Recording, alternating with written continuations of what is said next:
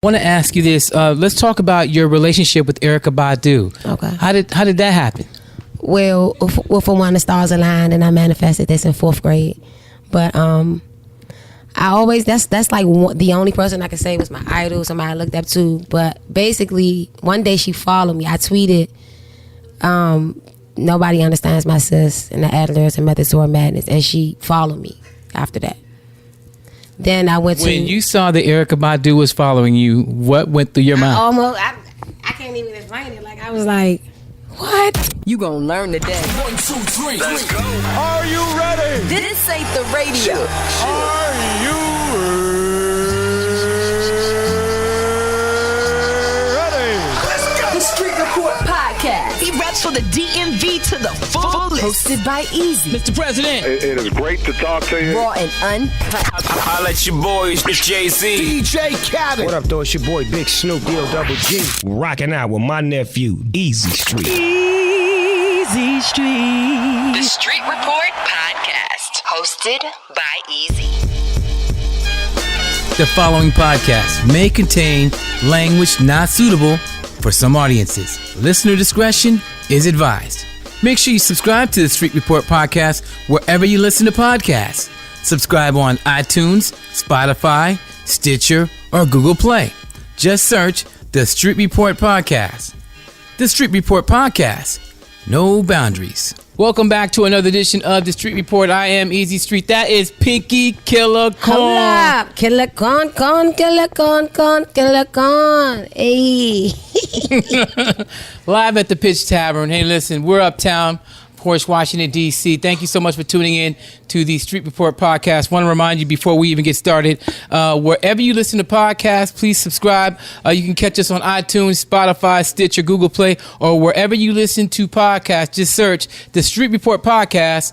No boundaries. Hey, Pinky. Hey. Now, first of all, I have been in love with you for a really long time. I didn't know that. I think that you are an amazing artist. Okay.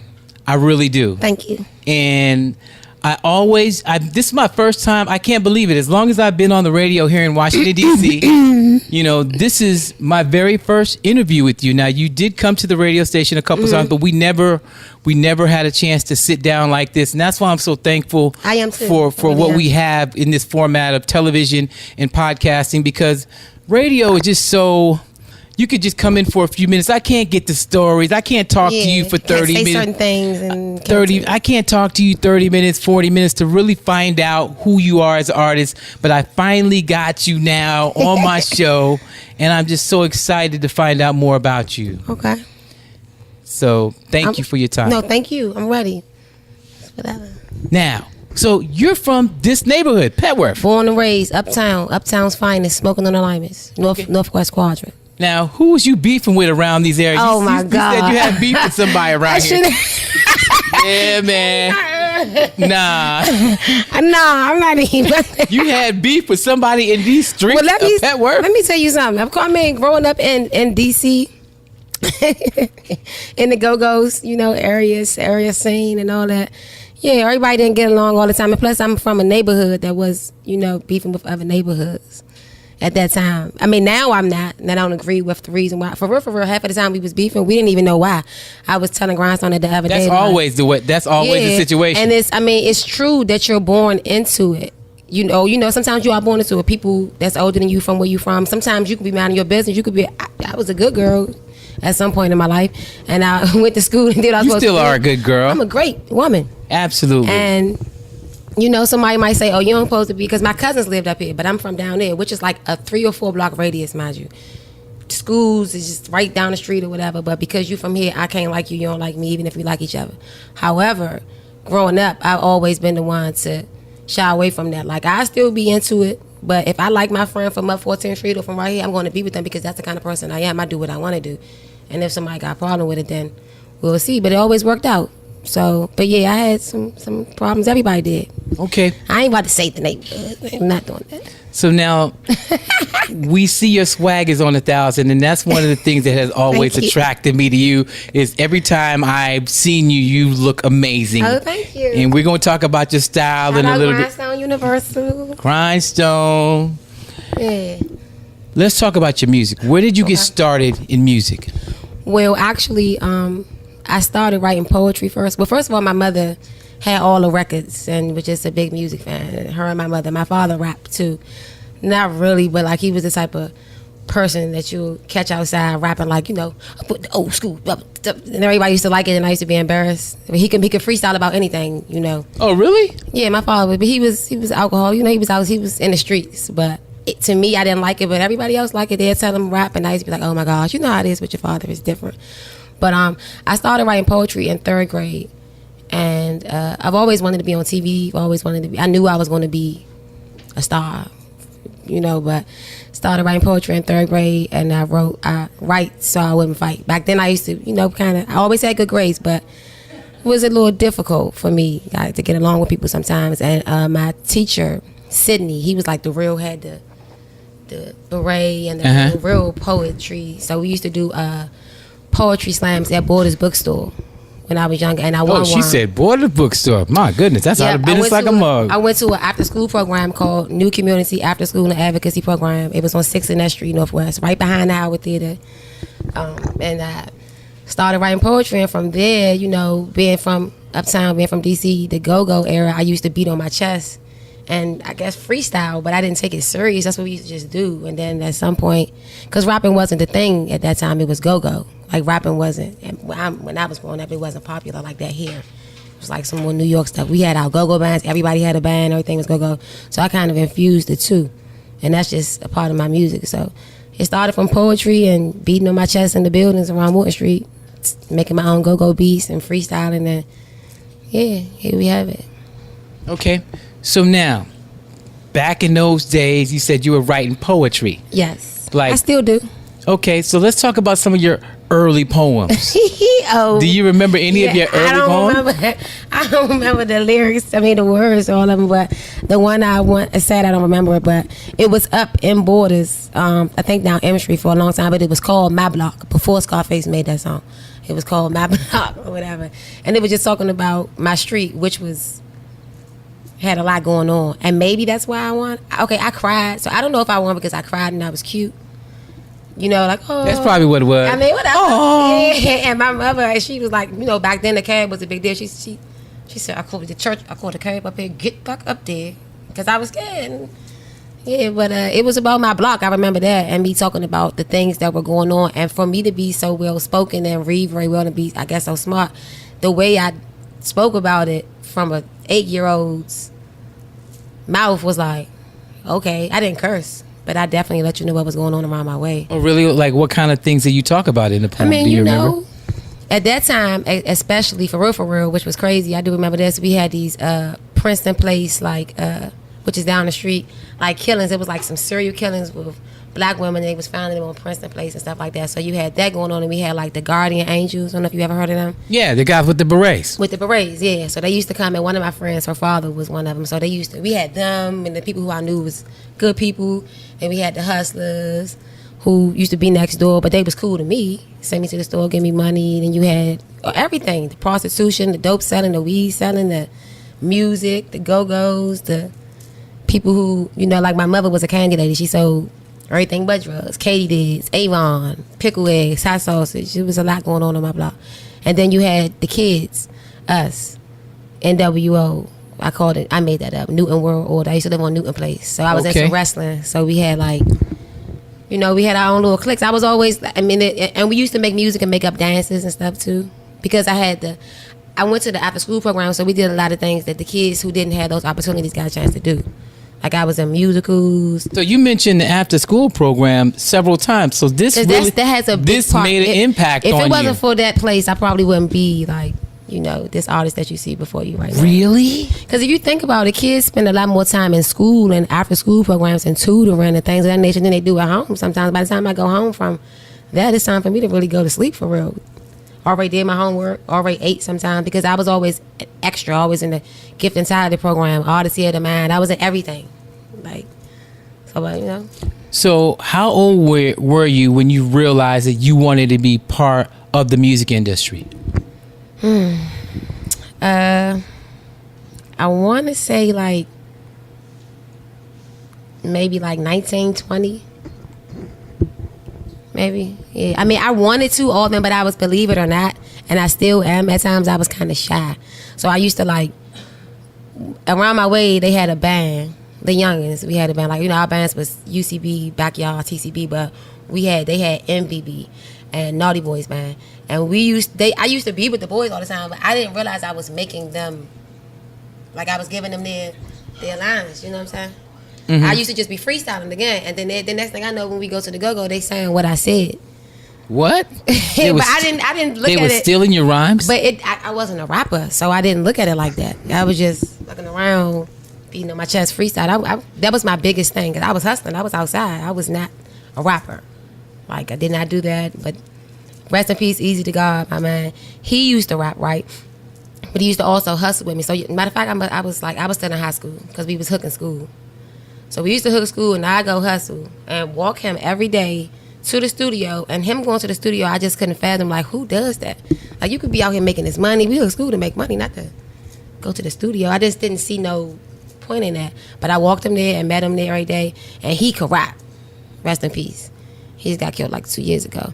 And one day I went to the studio with him, and I was going just to watch. That was DJ Momo Gutter Music right down the street. Literally like 2 blocks from here.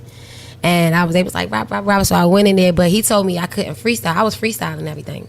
So I act like I wrote something on the paper. Okay. And I went in there. And he was like, nah. But he didn't know I didn't write that. I just act like it. I freestyled the whole joint.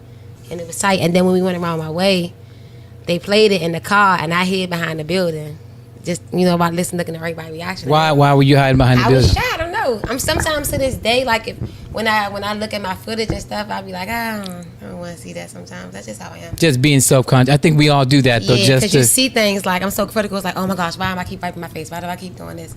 But keep talking. They liked it. They loved it, as a matter of fact. And I was like, damn, maybe I can do this. So I guess I was like, I don't know, maybe 18. I was a teenager, though. Not really quite sure of the age. It wasn't like a big at this age. I told you I ducked it for years, but it was always in me though. So you decided that you wanted to be a recording artist when? After that day, after I seen the response to them around my way with, because those are your biggest and worst critics, people who you are close to. They liked it, and they was like, what's up? What's next? Like, and I'm like, it wasn't about Ed no more. It was about me. Like, and I was always the only girl for a long time. But I was the girl that could spit. So I guess you asking me the age again? I don't know how old I was. I think I was like 18, 19. Okay, that's what I figured. 18, yeah. 19. Mm-hmm. So now, explain to everyone that may not know who Pinky KILLA CORN is. Explain the name. Okay. And how you came up with it. What's the story behind that? Okay. Well, Pinky KILLA CORN is I, the corn killer, no umbrella. And actually, my rap name was Pink Dog, 2 G's. I did not come up with that name. That was the name I got from around my way, and kind of stuck with me. But a play off of Snoop Dogg. Kind of, I don't know. It was like one day something happened, and we got into it, and my man was like, "You don't want to fuck with the Pink Dog," woo, woo. And I was real. I didn't like that because I'm still me. I'm not a big. So I was like, right. What? I didn't like that. But then everybody kept calling me that, so that's just how it went. And then what happened was when we did a track, one of those tracks that we did, everybody had to say their name, and I said Pink Dog. Yeah, that's how it came about. I could have just said Pinky. Mm-hmm. But the KILLA CORN stuff. I was in the studio eating some Popeye's chicken, and I liked the corn with the Cajun sparkle. Gotta have the Cajun sparkle. And my man, Zegu, shout out Zegu, he was like, he be lunching sometimes, but he was like, man, you eating that KILLA CORN, man? And I was like, what, niggas? He was like, you know corn, you might corn being like everything, they use corn. So we Googled it. Just tied up, just lunching, and it was like, okay, corn is an ingredient used for a lot of things like batteries and Pampers and just a lot of stuff. And then we start even getting into the details of, I'm thinking like, okay, because I think a lot, you know, like when Ezel said, Smokey, you been eating corn? Because you know it comes back out whole. So me, I was like, you know what, that's it. I'm Killa Corn. Like, I'm going to be in everything. You don't expect me to be in here. I'm over here. I'm doing that. At the time, I was just saying it, but now that's really the case. And then I'm indigestible. I'm the shit that's in your shit. There's nothing you can do about it. I come back. That's deep. Oh, yeah. That's deep shit. That's very deep. Wow. So we finally get that story. Yeah. Sometimes people ask me that, and I be like, you know, but yeah, that's what it is, and it makes sense to me. And I'm still living that name out. Like, I'm in more places doing more things with more people you don't expect me to. Yeah, because I see you all over the world. You've been traveling. Tell everybody where you've been lately. I just came back from the Bahamas. I had a show there. I was in Mexico. I had a show in Jamaica. And I'm about to go to Canada soon. I went there in 7th grade with the marching band, but didn't really count like I'm going to do it now. Just came back from New York. I mean, I've been a lot of places, but I'm surprised. Well, I'm happy that I'm finally been able to perform outside the country. Like, that was a big deal for me. So how does that happen? Is it management, or your music is spreading around the world? How is that? How is that happening for you? I can say management, but for real, as far as the buzz. For me, my buzz is like, I can say organic. Like, I just do me, and then it happens. Like, people, a lot of my connections with people who I know, it's no big. It can happen as simple as me walking down the street and seeing somebody, and a lot of times I don't know who people are. So I treat everybody the same way. Like, I don't never be like, starstruck or nothing. But I mean, it's in my hard work. I've been doing it for a minute. You know, by my, you know, what you say. I'm not signed. You know, like whatever you call the shit. Independent. Yeah, like that. So, but I don't know. I'm just doing me. I've never really looked at it like that until it started happening. You know how I'm in it, so I can't really see it. But a lot of my people notice me. I think I stand out. That's one of the things. Stand out like a sore thumb. But yeah, just working and doing me and sticking to what I do. Staying true to myself and being selective on who I do things with and learning from other people's mistakes. So who have you learned from in the business so far? People that are famous that are doing this on it. Who have you learned from? Well, Chucky, one of them that you just interviewed. Chucky Thompson. Definitely learned a lot from Chucky. Erykah Badu. It's my sis. Nonchalant. 5 o'clock in the morning. Nonchalant. That was actually one of my first managers. Nobody knows that. Better get yourself together. Yeah, that's how I met Chucky, for real, if I'm not mistaken. I rehearsed at his studio with her. But not that, I mean, as far as I be around people, don't mean I learn from them. Those are the people that I learn from. I've learned from people. I learned from Tupac. I learned from people who I haven't met. Because I try to, read and watch things where I'm learning from people. Like, I watch a whole lot of unsung documentaries. That's all I really watch, is I like to watch what people who have came before me done. So I'm so glad you said that, because I think that a lot of people don't realize the importance of studying greatness. Yes, I do. I study greatness a lot because, for one, I want to be like that. I'm a trendsetter. Always have been. I want to be the one who they say, okay, somebody came under me. I'm going to start this. People ask me, what kind of music do I make? I make Killa Corn music. It's a plethora of things. I can't describe it, but when I'm dead and gone, y'all know what it is, and somebody will be making some more, trying to make more, whatever. So yeah, I watched the James Browns, and plus I like the funny stuff, and a lot of them kind of people was funny, and and they did them. They had fun doing them and leaving the mark on the world. So that's what I'm trying to do. Be me and get this point across of what I'm trying to do. Teach people to be comfortable in their own skin. I don't know how to be nobody else, so I got this far by being me. Yeah, it's easier. It's a lot easier. Hell yeah, it is. Keep it 100. So now, I want to ask you this. Let's talk about your relationship with Erykah Badu. Okay. How did that happen? Well, for one, the stars aligned, and I manifested this in 4th grade. But I always that's like the only person I could say was my idol, somebody I looked up to. But basically, one day she followed me. I tweeted, nobody understands my sis and the Adlers and Methods to Her Madness, and she followed me after that. Then I went when you saw that Erykah Badu was following you, what went through your mind? I can't even explain it. Like, I was like, what? You know what I'm saying? I thought I was notching. I'm like, this can't be her real account. I don't know. I'm tripping, but she did. And it was on Twitter. I'm not really big into that type of stuff though, but it was on Twitter. And then I went to a show of hers at the Fillmore, and I just felt it. Was this the night? Wait a minute. Was this the night where she sold out and she came out really late? Really late, yes. Really late, and I DJ'd that show, and people were pissed off at. Yo, people booed me. I remember. Remember people booed me? I ain't want to bring it up, but yeah. You know what? Hold on. I didn't boo you. So you know what?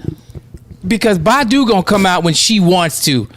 You have to realize that she does that. That's what she does. This is what she does. But when she comes out, she's going to give you a hell of a show. But I remember distinctively, I played B.I.G. Sean. Yes,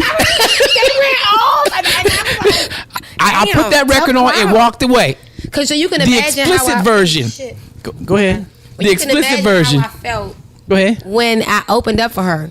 And you know that's crazy because that experience made me feel a little bit like, damn, they don't play, like, no, you know what I'm saying? Shit. And I'm like, they probably ain't gonna know me. If they would have booed me, I would have Big Sean they ass. I don't fuck with you. Yeah, I remember the song and everything. That's crazy. But yeah, that happened, and remember she came off stage, which she normally does, and she was singing, and I felt like she was singing to me. People I was with thought I was lunching. I'm like, I'm tipsy, but I'm not tripping. I'm like, she talking. She ain't come to me, but I'm like, she looking. I felt it. Right. Damn, man, my But and then I posted my footage, and she retweeted it, posted on her Facebook. Everything I posted, she redid it. Like, so I was Sice again, and then she added me and was like, I like you. It's that simple.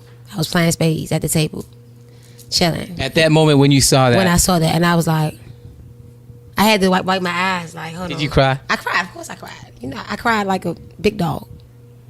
I cried. I cried. And I was happy and I cried. And I'm like, oh my God. Yeah, I cried.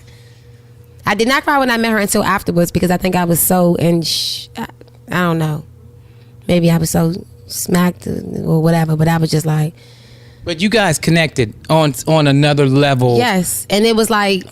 From an artist standpoint, you guys, because there would be. I remember. Explain that connection from your perspective. I mean, I come from. So when I was younger, we used to go to the library, and we used to print the lyrics off to the songs and stuff. So I remember with my friends listening to. I got through a lot of breakups, young breakups that you think I don't care because when I love. I was in love, and green eyes. I got green eyes or whatever. But that song was. Her music, if it wasn't for that, I got through a lot with her music. So I felt like I knew her. And the first thing she said to me when we met was, I feel like I know you already. And I felt like that. Like, you know how you meet some people and it's just like that. It's a really rare connection, but that's what it was. And she true. She just always keep it real. She's just her. Like, I love her. Like, she's everything I thought she would be. Wonderful. Thank you for sharing that story. We're here with Pinky KILLA CORN, of course, from the DC area. And I want to remind you now, make sure you subscribe to the Street Report podcast. That's what you're listening to. That's what you're watching right now. It's available on iTunes, Spotify, Stitcher, Google Play, or wherever you listen to podcasts. The Street Report podcast, no boundaries. So, Pinky, what's going on with the music now? What are you working on now? Pinky in the Pain. It's the shirt. Pinky in the Pain? Pinky in the Pain, yes. That's my... I got a shirt? Yes, you have a shirt. Okay, could somebody get that shirt for me? Well, Pinky in the Pain, of course, sounds like Pinky in the Brain. But it's one of my... It's exactly what it says. In the past 2 years, in making this and coming up with the idea, I have done a lot of growing. And with growing comes a lot of growing pains. So a lot of people... who I came with, this is that point. That was that point in my career where, again, this happened to me more than one time because I've been doing this for a minute. But it happened again, and this one it's a little bit, different with relationships, personal relationships, business relationships, friendships. Just learning about myself and learning how to deal with myself and confront myself. You know what I'm saying? So it's a very painful situation. It's a more vulnerable me. It's me talking about things that I wouldn't normally talk about. It's not just turned up and weed and love and happiness. That's why my head is exploding. It's a lot going on, and I couldn't move past to another project, anything else of that, without talking about that. I had to get it off my chest, and that's how I am because when I write, once I write, it's over with. So it's like therapy for you. It was very therapeutic for me, and all of my projects are, but this one was just more focused on that. And it's not all, sad and turned down. I have my way of doing it so you can get the point. But yeah, it's me just talking about my life and how it's changing and moving past the pain, and I'm Very ready. nice. I like that. Thank you. I can't wait to see you with it. Because I'm gonna do it. Yes, I know you are. I'm gonna hook that. I know you are. I I'm already gonna play know. off this pink right here. Yes. I don't know if I'm gonna give me some pink sneaks with it, but yeah, I'm gonna hook it that up. up. Absolutely. Set it off on the left. But yeah, it's produced by Airplay Smoke. Engineered by Spy Bread. And Grindstone Music is who I'm signed to now, and we are definitely, I'm the first artist, not the first lady, the first artist. And we just moving forward with giving the people what they need, me. Well, we need some representation for females in rap in DC. I am really impressed with you. Oh, thank you. As an artist. That means a lot coming from you. You have everything. You have the look. You have the talent. You have the spirit. You have the mindset. You have everything that you need to become an incredible artist. You already have. Thank you. I just think this is just a matter of time. It's just a matter of time. And I'm not I'm doing it. So like I said, it's no rush. Great things take time. So I'm not even tripping, and I'm enjoying the journey. Basically. Wonderful. God bless you. Pinky you. KILLA CORN. Look into the camera. Give everybody your contact. Once again, this song is Pinky KILLA CORN. Like, nah. But my name is Pinky KILLA CORN. That's PINKYKILLACORN. That's KILLA CORN, KILLA CORN, KILLA CORN, KILLA CORN. Thank you for having me. All my Instagram and everything is Pinky KILLA CORN. That's Instagram, Twitter, PinkyKillaCorn.com. Be on the lookout for Pinky in the Pain. And I have a single out on everything, Amazon, Google Play, Spotify, called Ain't Gotta Lie. A video out. I just won Video of the Year, Female Hip Hop Artist of the Year. And I love y'all. Thank you. Hold up. Hold up. It's Hold Up. 3 U's, 1 P. KILLA CORN. Pink Dog, 2 G's, 1 Me. Smoke Tree. Thank you, Easy. Thank you so much for tuning in to this edition of the Street Report Podcast. I am Easy Street. You can follow me at Easy Street on Twitter, Instagram, and Facebook. My official website is easystreetshow.com. Want to remind you, the Street Report Podcast is being brought to you by Sia Multimedia, specializing in producing podcasts just like this. We create social media strategies for companies, and we also produce video ads for social media for all you business owners out there. Our website is siamultimedia.com. That's CYA multimedia.com. You can also follow us on Twitter and Instagram at Sia Multimedia, making sure all eyes are on you. Keep that third eye open. One love, peace, and thanks for rolling with the brother.